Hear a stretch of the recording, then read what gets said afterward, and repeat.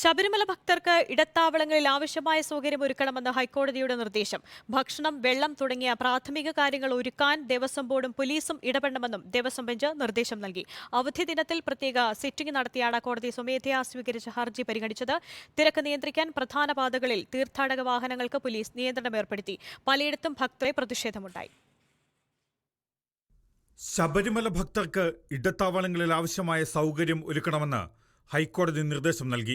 ഭക്ഷണം, വെള്ളം തുടങ്ങിയവ നൽകാൻ ദേവസ്വം ബോർഡും പോലീസും ഇടപെടണം. ശബരിമലയിലെ ഭക്തജനത്തിരക്ക് നിയന്ത്രിക്കാൻ ആവശ്യമെങ്കിൽ സംസ്ഥാന പോലീസ് മേധാവി നേരിട്ട് മേൽനോട്ടം വഹിക്കണമെന്നും ഹൈക്കോടതി ദേവസ്വം ബെഞ്ച് നിർദ്ദേശം നൽകി. അവധി ദിനത്തിൽ ഹൈക്കോടതി പ്രത്യേക സിറ്റിംഗ് നടത്തിയാണ് സ്വമേധയാ സ്വീകരിച്ച ഹർജി പരിഗണിച്ചത്.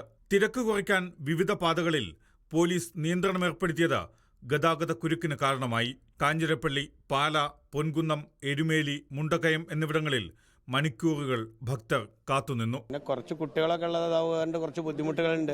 വയസ്സായ അമ്മമാരുണ്ട്. അപ്പോൾ അവർക്കൊക്കെ കുറച്ച് ബുദ്ധിമുട്ടുകളും പ്രയാസങ്ങളും ഉണ്ട്. ചൂടല്ലേ, അപ്പോൾ അങ്ങനത്തെ പ്രയാസങ്ങളുണ്ട്. അങ്ങോട്ട് മുന്നോട്ട് പോവില്ല. പാല KSRTC പറഞ്ഞു തിരിച്ചു വരാൻ സാധിച്ചാൽ അങ്ങോട്ട് വരാൻ പറഞ്ഞു. അപ്പം അങ്ങോട്ട് പോകണം. ഞങ്ങൾ മുണ്ടക്കയം വരെ പോകേണ്ട ആൾക്കാരാണ്. ഞങ്ങൾ ഇവിടെ വരെ പോകാനേ സാധിച്ചുള്ളൂ. ரொம்ப கஷ்டம் சார். நைட்டு வந்திருக்கோம். ரொம்ப லேட் ஆகிடுச்சு சார்.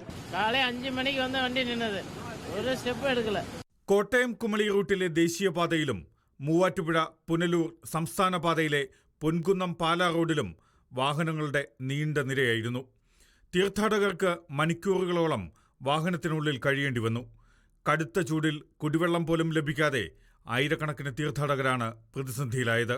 പ്രമുഖ ഇടത്താവളമായ വൈക്കത്തും വാഹനം തടഞ്ഞിട്ടതിൽ പ്രതിഷേധമുണ്ടായി.